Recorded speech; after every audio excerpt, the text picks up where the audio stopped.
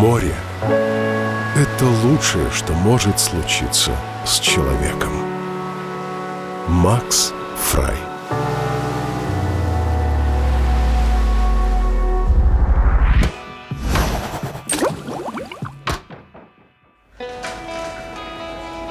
Всем привет, друзья! И мы прилетели в Абу-Даби. Да, сразу видно, что приехали мы в Абу-Даби. Вот, пожалуйста, золотой верблюд. Кстати, именно верблюд у местных считается символом благополучия.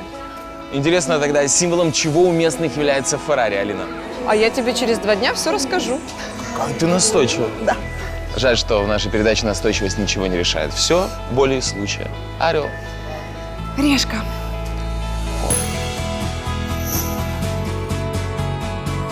Оп.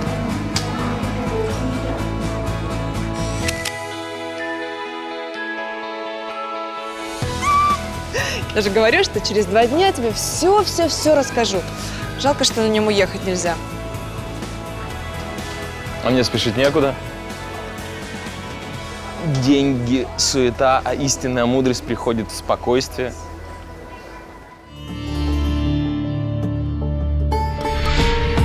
Город-сказка. Город-мираж. Город-мечта. Город Абу-Даби.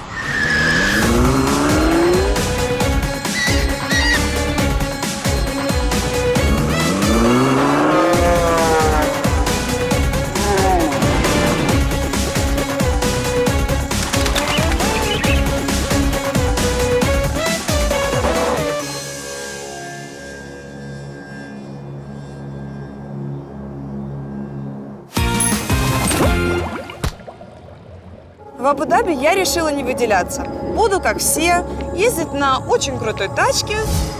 Легендарный Nissan GT-R Black Edition.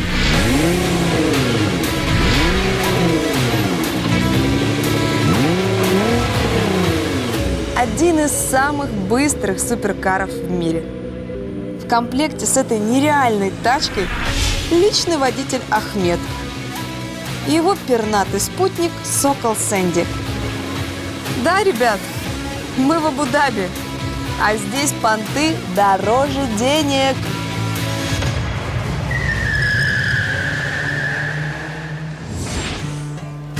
Чтобы сэкономить на проезде, я решил взять проездной.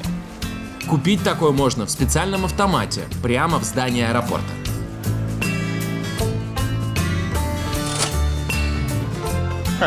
Такси – это не для меня, ведь меня ждет лимузин. Вытянутый кузов, мощный мотор и просторный салон. Вау! Я это заслужил.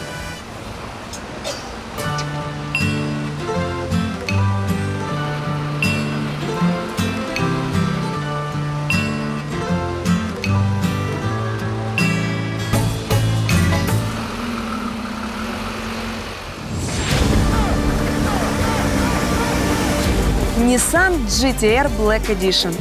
Это любовь с первого взгляда. А любить эту машинку действительно есть за что. V6 движок. Объем 3,8 литра. И 540 лошадей под капотом. Ну и главный козырь моего суперкара – разгон до 100 за 2,8 секунды. Это как 1, 2, go!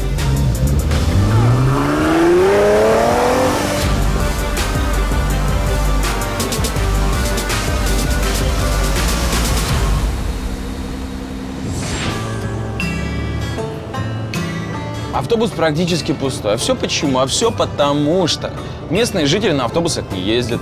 Да и, в принципе, большинство туристов, которые приезжают сюда, они в состоянии оплатить себе такси. То есть те туристы, у которых 100 баксов на 2 дня, вот как у меня, они в Дубай летят. А до Абу-Даби добираются только избранные.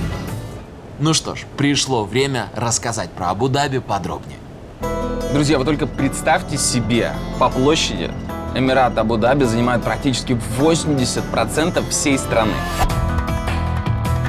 Абу-Даби считается одним из самых жарких городов мира. Здесь температура может достигать 50 градусов.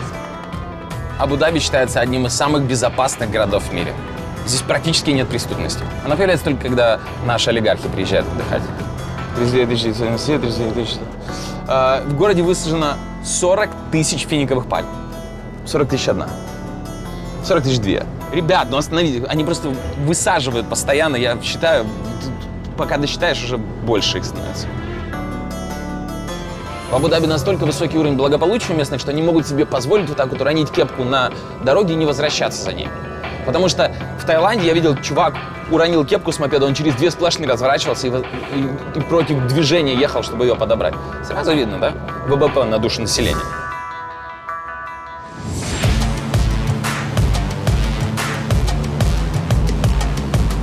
В каждом городе есть район подешевле или там благополучный, неблагополучный. В Абу-Даби такого нет.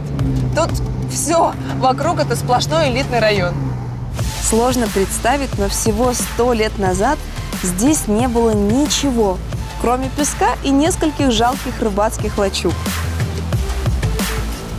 А сегодня просто из ничего появился город будущего. Какая красота! Космический пейзаж. И это при том, что каждый гвоздик, кирпичик и даже пальмовое зернышко были доставлены в Абу-Даби за 1000 километров отсюда. Сперва можно подумать, что это колдовство какого-нибудь джинна из лампы. Но на деле все гораздо проще. Появиться всему этому помогла нефть, которая и стала для местных золотом пустыни. Кажется, что сейчас будут какие-то летать вокруг этих домов, знаете, воздушные кары. Абу-Даби и вправду похож на мираж в пустыне. Мираж из стекла, металла и бетона. А его футуристические здания и есть главными достопримечательностями города. Это небоскреб Альдар Тауэр. Вы посмотрите, какое совершенство, какой фэншуй, какая геометрия. Смотрите, круг, состоящий из треугольников. Треугольник как самая устойчивая фигура, а круг как самая подвижная. Какая философия заложена, а? Ладно, мне еще нужно много всего посмотреть и много всего вам показать. Поэтому я, подобно этому небоскребу, буду закругляться. Еще одно архитектурное чудо – башни Аль-Бахар. Или, как их называют туристы, башни ананасы. Друзья, посмотрите, вот эти вот чешуйки, они меняют свое положение и комбинации в зависимости от положения солнца. То есть они обеспечивают тень в самых просвечиваемых местах. Они обеспечивают приятную прохладу там, где солнце начинает разогревать офисный воздух до невозможных температур. Это гениальное решение. Кстати, в 2012 году эти небоскребы получили премию как лучший небоскреб года. А вот еще одна достопримечательность. Друзья, это отель Яс. В чем его уникальность? Ну, во-первых, как бы внешне видишь, что не совсем обычный отельчик. Во-вторых, он построен прямо над трассой Формулы-1.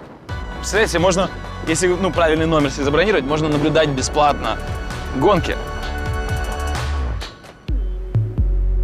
Из-под облаков все эти небоскребы смотрят на 10-километровую городскую набережную. Абу-Даби – город чудес. Вот так вот идешь по набережной, опа, авиашоу.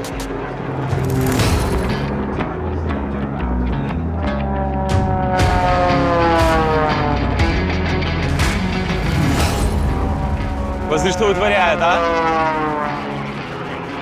Ничего себе. Это какая там концентрация, да, у пилота. Посмотри, что он делает мертвую петлю, возвращается еще после этого, может рулить между этими фишками. Гениальный. Какой класс вообще. Как красиво, как изящно. Но подобные супершоу развлекают местных чуть ли не каждый день. Поэтому горожане уже давно им не удивляются. Людям скучно, в телефонах сидят, как-то отвлекаются. Как-то уже нет того ажиотажа, адреналина, который вызывали эти такие вот полеты на самолетах буквально 75 лет назад, вы помните? Уже не то поколение. Не то, конечно. Нефть портит людей. Что тут еще сказать? Но не только она помогла Абу-Даби превратиться в город будущего. Это случилось еще и благодаря первому президенту Объединенных Арабских Эмиратов шейху Зайду. Именно этот человек придал городу такой необычный облик. Поэтому местные чтят память этого человека и по сей день. Шейх Заид – это самый важный человек в Абу-Даби. Видите, если бы парня словили бы на улице просто рисующего какое-то абстрактное граффити, его бы наверняка оштрафовали бы, наказали бы, посадили в тюрьму. Но так как он рисует шейха Заида, его никто не тронет.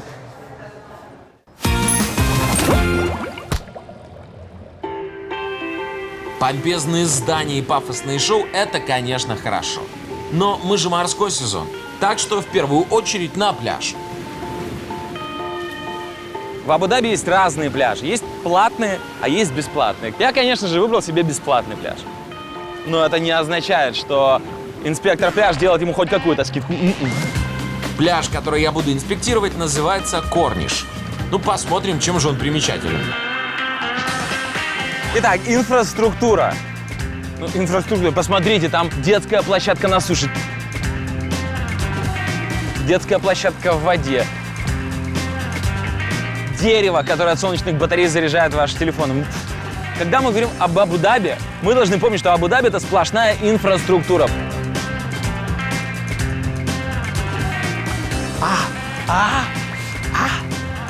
Вода прозрачная и холодная. Песок. Ну, песок как песок. Нельзя сказать, что песок как снег или песок как шелк. Песок как песок. Обычный песок. На таком можно и на солнышке полежать, и цемент замешать. Для строящегося города это очень важно. Вот так. Эльмир, песок закончен. Говорит, сейчас на пляж сгоняю. Плотность посетителей пляжа. Вы знаете, людей немного. И это хорошо. Потому что знаете, о чем это говорит? Это говорит о том, что пока что у людей в Абу-Даби деньги есть.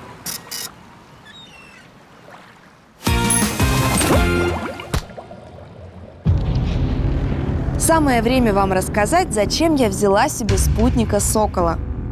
Абу-Даби – столица миллионеров. Поэтому и развлечения здесь, очень дорогие. Одно из таких – соколиная охота. Когда вам кто-то говорит, что «а мой сын любит птичек», не спешите делать выводы, что он ботан-птицелюб. Возможно, он по выходным берет крутую тачку, выезжает в пустыню и запускает соколов. Шейхи спускают на это хобби сумасшедшие деньги. Породы соколов очень разнообразные, и эквивалент цены стартует от нескольких тысяч долларов до $500 000. Ты дорогая цыпочка. Кроме того, птицам нужно специальное обмундирование. К примеру, вот такие шапочки, которые называются клобучки. Они нужны для того, чтобы птицы не бросались друг на друга. Цена такого аксессуара минимум $100. Но и это еще не все. На каждого сокола цепляют GPS-навигатор, который стоит еще $200. На тот случай, если он далеко улетит или потеряется, его всегда можно будет найти. Даже меня так искать не будут. Просто ведущую поменяют. У нас их вообще часто меняют. Держаться. Кроме того, время от времени птиц надо водить на медосмотр и следить за их здоровьем. Для этого здесь есть специальные госпитали. Там им подстригают когти, чистят клювы, делают зондирование желудка и даже приклеивают потерянные перышки. Каждый такой визит к медикам обходится в несколько тысяч $1000. А еще соколов необходимо постоянно тренировать. Происходит это так. Берут живого голубя, привязывают его к квадрокоптеру, отправляют в воздух и выпускают сокола. Мне кажется, это очень жестоко. Очень.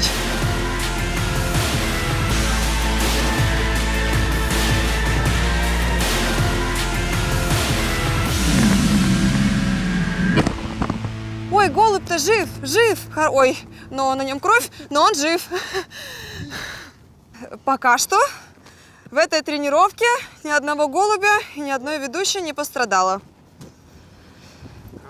Вот такое развлечение у богатых людей.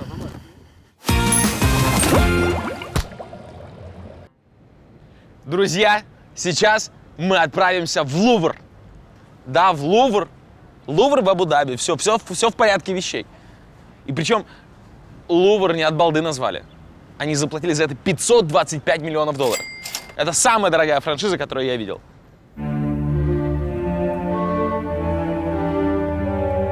Лувр в Абу-Даби впечатляет прямо с порога. Здание выполнено в виде огромного стального дерева, крона которого упирается в полупрозрачный купол. А построена вся эта красота прямо на воде.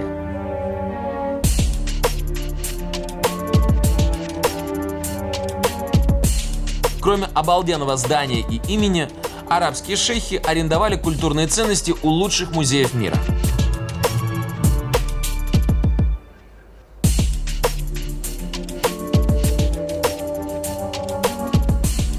Вот, к примеру, скульптура «Оратор», родом из Римской империи. Видите, здесь написано «руками не трогать». Причем это не комментарий, это название экспоната. Видите, руками не трогать. А здесь христианская реликвия с частицей того самого животворящего креста, на котором распяли Иисуса. Обалдеть. 1275 года. Ну, либо это цена в долларах. Но я склоняюсь к первому варианту. Очень крутой экспонат. И, наконец, самый ценный экспонат местного Лувра – прекрасная ферраньера. А видите, как близко ко мне охранник стоит? Знаете почему? Потому что это картина да Винчи, а я подозрительный тип. С рюкзаком шляю здесь по Лувру. Думаю, небось картину хочет прихватить и сбежать. Французы, кстати, очень протестовали против 30-летнего отпуска этой картины в Абу-Даби. Но у шейхов хватило денег и аргументов, чтобы их переубедить. Я даже не знаю, что больше впечатляет. Экспонаты, представленные здесь, или то, что на создание этого Лувра Абу-Даби потратили более 1,5 миллиарда долларов.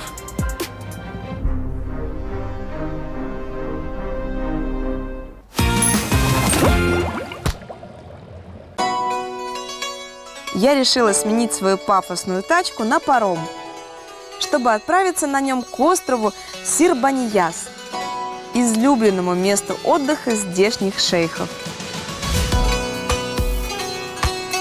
Тысячелетиями жители Абу-Даби скитались посреди безжизненной пустыни. Поэтому, разбогатев, они решили сделать себе заповедник дикой природы, равных которому нет во всем мире. Представьте, что всего каких-то 50 лет назад на острове Сир-Банияс не было ничего, кроме песка и верблюжьих колючек. А сегодня раскинулся гигантский заповедник. Каждое из этих деревьев было перевезено сюда из африканской саванны и высажено вручную. Их круглосуточно поливают пресной водой и ухаживают лучше, чем за музейными экспонатами. Также на острове построили несколько отелей для избранных. В одном из таких я и остановлюсь.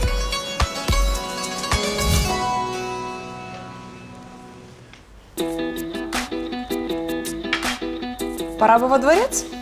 Hello, I need the best room. Sure, definitely. Окей.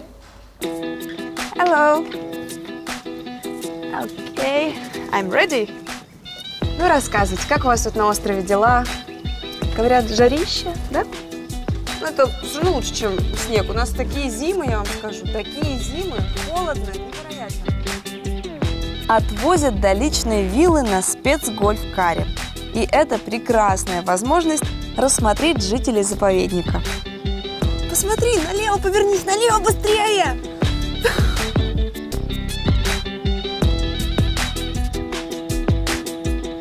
Гуси идут! Гуси, класс! Во мне просыпается Белоснежка. Вы понимаете, что это для меня значит? Сейчас я же буду их любить всех по очереди. Павлин! Ой, еще одна косуля. Их тут много, Макс. Спустя несколько десятков зверушек я наконец-то приехала на свою мини-виллу. Я ожидала увидеть другое. Ну, пойдем посмотрим, что там внутри.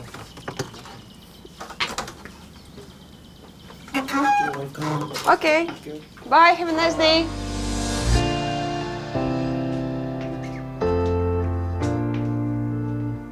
Милый такой домик. Все эти детальки. Такое впечатление, что я приехала к бабушке. Ну, к такой зажиточной арабской бабушке. Гуси. Welcome. О, вот это вот полный фэншуй. Ради этого все и платят большие деньги. Вид шикарный. Ой, не нравится мне. Такое все аутентичное, простое. Но это еще не все. Зал-гостиная. О, еще одна спальня. Вот каждый раз, знаете, как срывает. Понимаю, что мне-то что нужно? Одна кровать, одна ванная. Ну, все время по полной гуляю. Ну, хотя, с другой стороны, можно себе позволить и 2, и 3 спальни, мало ли, как уикенд пройдет. Может, друзья появятся, не знаю, с шейхами познакомлюсь, так бы в гости пригласила.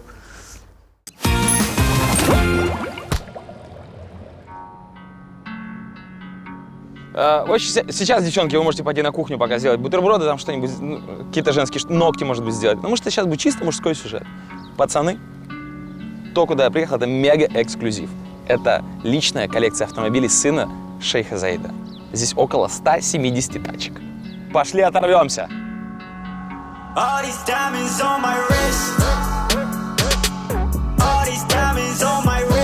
Государственный автомобильный музей Эмиратов – это одна из самых ценных коллекций редких и раритетных автомобилей во всем мире. Это автомобиль, первое шокирующее для вас известие, 1885 года. Вы представляете себе? Это один из первых автомобилей, созданных человеком. Дальше круче. Вау! Mercedes SL 280. Вот это автомобиль, на котором бы я отсюда уехал. Вот сел бы за руль и поехал бы прямо на свою казнь. Но и на этом сюрпризы не заканчиваются. Впереди меня ждал огромный Dodge Monster. Тачка для прокачки эмпатии. Почувствуй себя грызуном, выбежавшим на трассу. Зачем это нужно? И чем дольше ты ходишь по этому музею, тем сильнее удивляешься. Да я даже не знаю, у меня столько мыслей. Я помню, как я в детстве коллекционировал модельки автомобилей маленьким. Вот я тратил все свои карманные деньги на эти модельки. И знаете, сколько у меня их было? 7.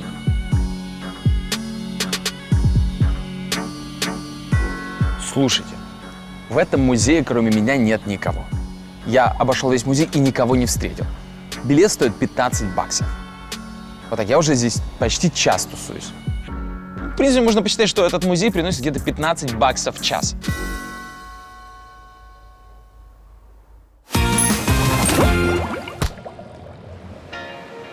Следующее популярное развлечение местных шейхов – сэнд-яхтинг. Это такой особый вид парусного спорта. От своего старшего брата яхтинга песчаный отличается только тройкой колес и тем, что за бортом у тебя не вода, а песок. При этом суть та же – поймать попутный ветер. Но шейхи могут заниматься яхтингом даже при полном штиле. И вот почему. Когда ветра нет, то ребятам приходится бегать рядом. Ну что делать? Деньги-то заплатила, развлекаться надо. Я, конечно, расстроена, что ветра нет и все такое, но мне кажется, этот парень расстроен больше. Как-то неловко.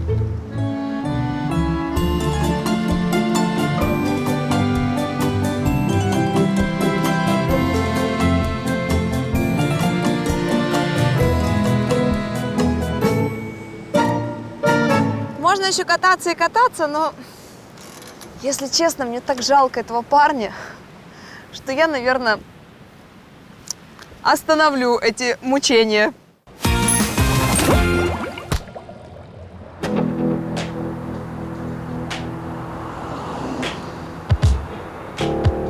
В городе миллионеров Абу-Даби хостелов нет. Но для бюджетных шейхов есть недорогие отели. В одном из таких я сегодня и заночую. Карточка, посмотрите, ключик электрический. Обычно по-бедному ключик механический, а здесь электрический. А знаете, что это значит? Это значит, что там должен быть как минимум кондиционер. Абу-Даби роскошь. Вот и посмотрим, как выглядит в дорогущем Абу-Даби самый дешевый номер. Обычно, когда я заселяюсь в бюджетный отель, я делаю это очень тихо, чтобы не разбудить тех, кто спит со мной в комнате. Но сегодня в комнате со мной никто не спит!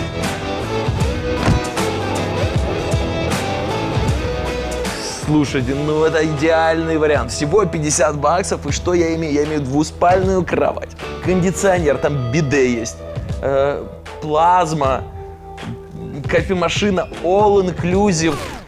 Окей, здесь я приврал. Ну, плазма, кофемашина, 50 баксов. Шик, роскошь, блеск, Эмираты. В Арабских Эмиратах есть 3 основных развлечения богачей. Это гонки, соколиная охота и скачки. Понятное дело, что все эти развлечения очень дорогие. Ну и шейхи тут не бедствуют. Только представьте, стоимость одного породистого арабского скакуна может достигать 20 тысяч долларов. Добавьте сюда еще примерно столько же за содержание. Получается, подо мной сейчас неплохой внедорожник. Ясное дело, что в город на таком не выедешь, но как же здорово на нем горцевать вдоль побережья.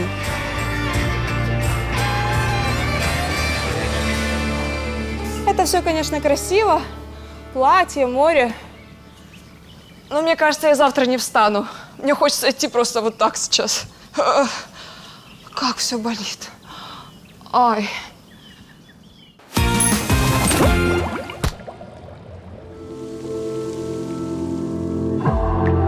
С наступлением ночи сказочный Абу-Даби и вовсе превращается в космическую станцию.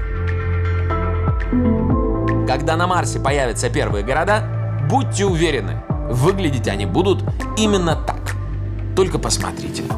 Ночь, звезды и миллиарды огней. Сияют мосты, безразмерные небоскребы и величественные мечети. Какая все-таки красота.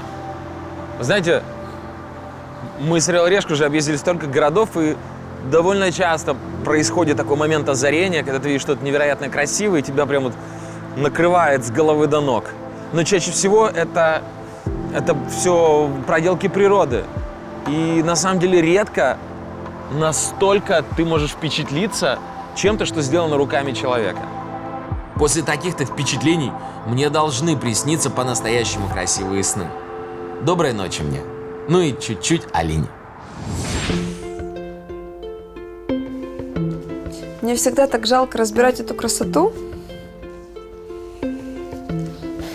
Люди старались, делали. Вот как они вообще это крутят? Кто-нибудь дома пытался повторить? Спокойной ночи.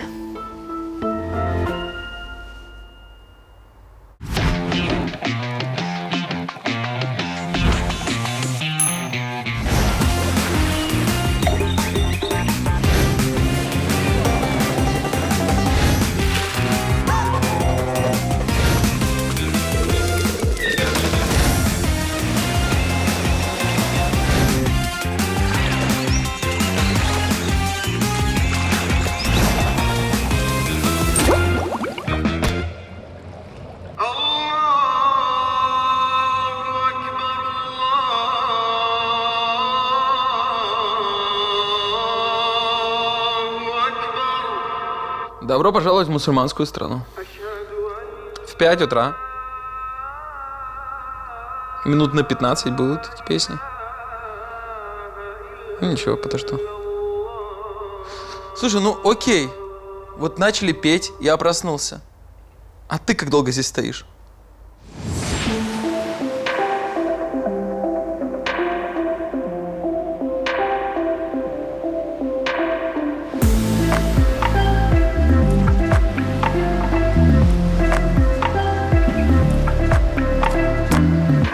Доброе утро. Доброе.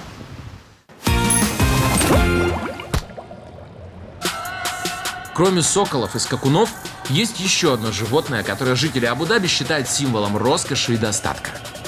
Конечно же, речь идет о верблюде. Так что с самого утра я отправился на верблюжий рынок, чтобы самому посмотреть и вам показать.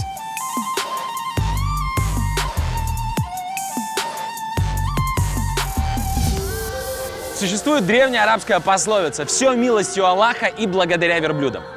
Конечно, эта пословица появилась задолго до того, как у ребят появилась нефть, но от этого ценность верблюдов не уменьшилась. Сегодня ездить на верблюдах или таскать на них тяжести нет никакого смысла, учитывая, что у шейхов есть целые автопарки. Так зачем же двугорбых до сих пор продают и почему покупают?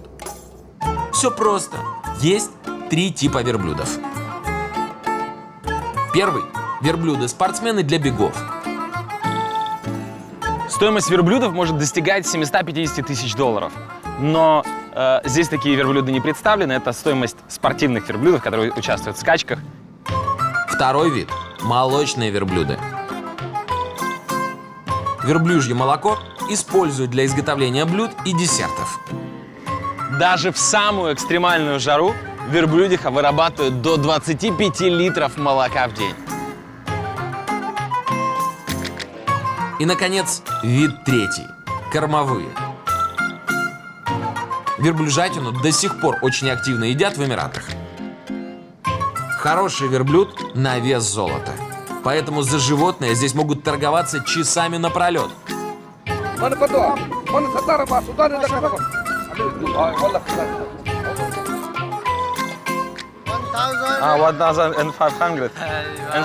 And he doesn't want.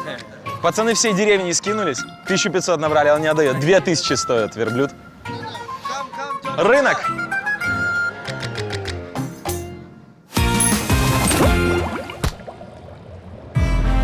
С самого утра я отправилась поближе познакомиться с заповедником, на территории которого находится мой отель.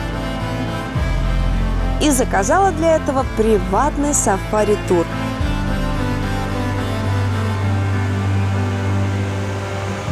Итак, я еду на охоту за впечатлениями. И мне кажется, здесь они очень яркие будут.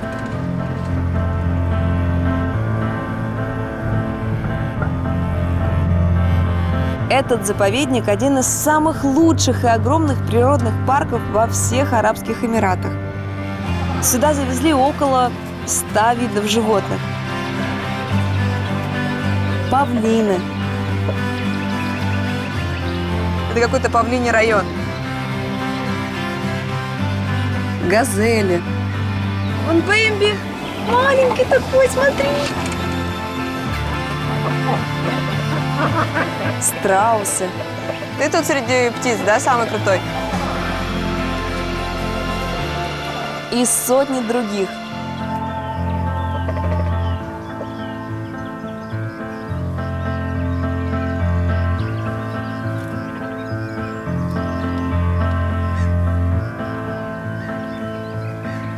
Но главное сокровище заповедника – африканский жираф.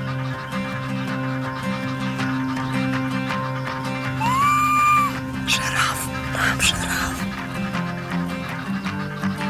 Привет!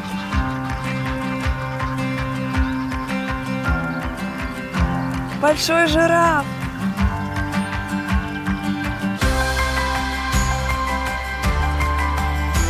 Ой, козы, куда вы? Косули. Они тебе мешали кушать. Боже, какой он смешной. Приятного аппетита.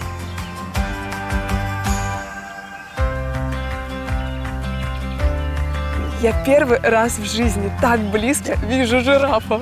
Сейчас сердце так... Нет, я не буду мешать тебе есть. Не уходи, пожалуйста.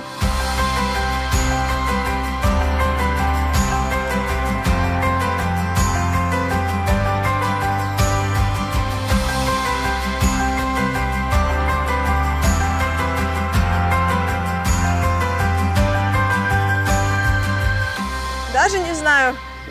Может быть, ему розовый не нравится. Кто поймет этих жирафов?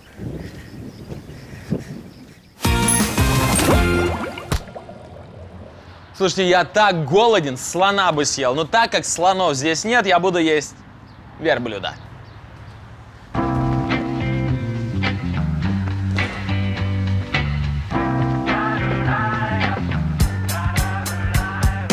Hello, I want to try camel burger. Oh, is it one of these camel burgers? I want this one. Абу-Даби – город богачей, поэтому даже в самой дешевой забегаловке меню вам подадут на планшете. Thank you very much. Для местных жителей верблюд является особым животным. Вот в кочевные времена для бедуина верблюд был и другом, и работником, и столовой. Ух ты!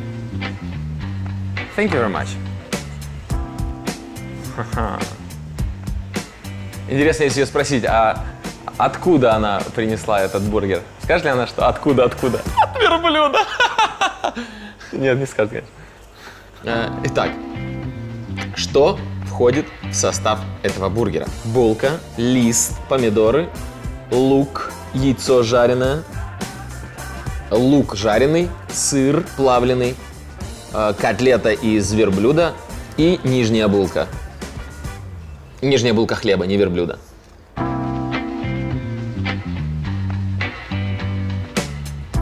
На самом деле такое количество разных ингредиентов, что мясо верблюда практически не чувствуется. Чувствуется огурец, он дает очень яркий вкус. Пережаренный лук чувствуется так, что...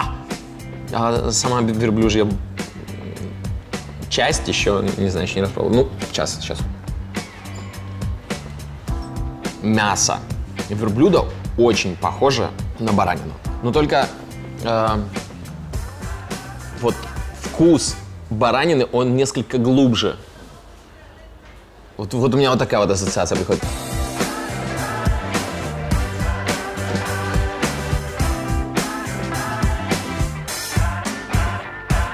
Фух. Слушайте, ну, вкусно, доел. Потому что я вначале думал, что я этот бургер не оседлаю.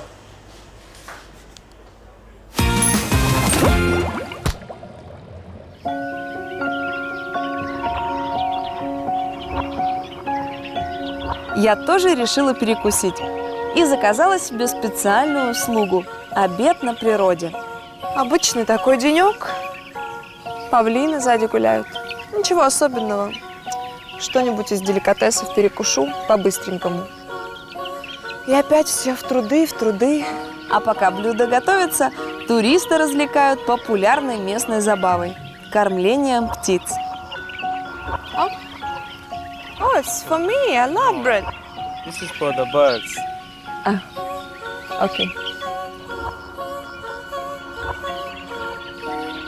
Ой, как они любят хлеб.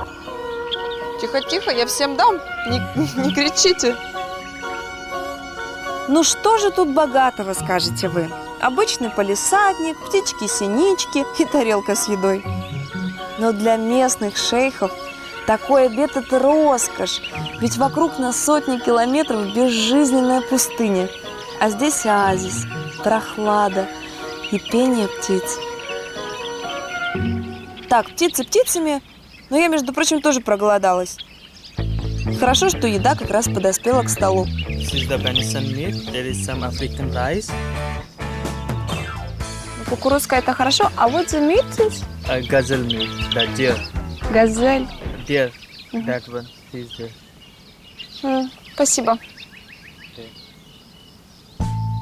Это как минимум жестоко. Может быть, это и родственник ее, дядя.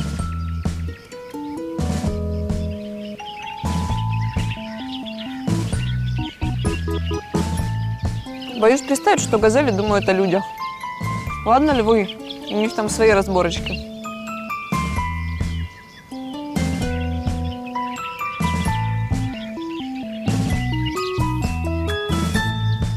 Отвернись. Нет, я не могу. Перчик сейчас съедим.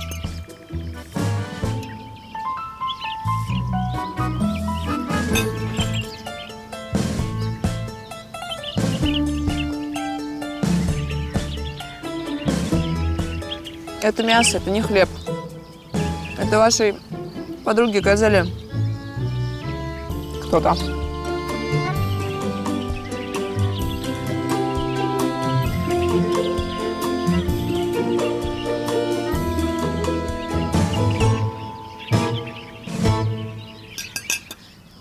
Было очень вкусно. И в моем случае гуманно.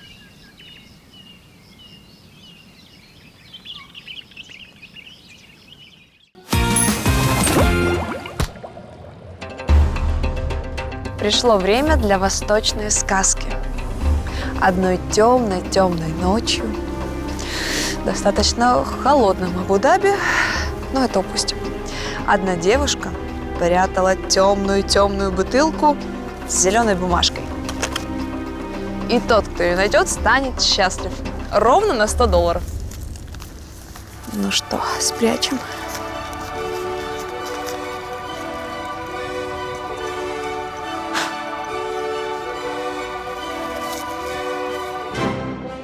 Чтобы отыскать наш сказочный клад в Абу-Даби, отправляйтесь на остров Сир-Банияс.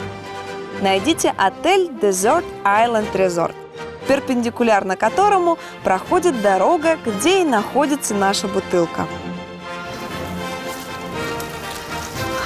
Ну, теперь главное, чтобы на этом месте не успели небоскреб построить. Удачи, ребят!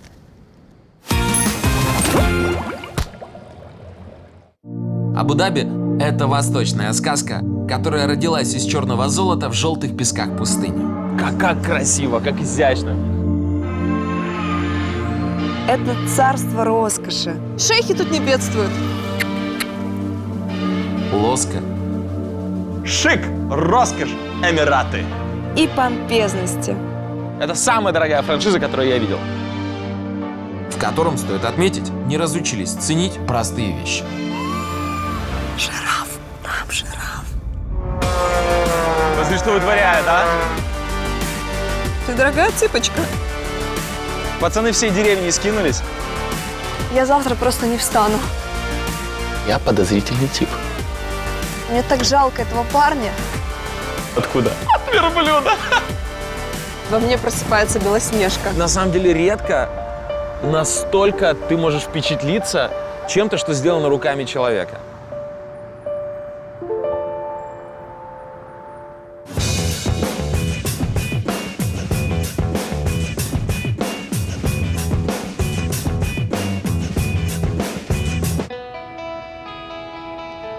Слушайте, как здесь красиво. Я не знаю, я не могу отсюда уехать.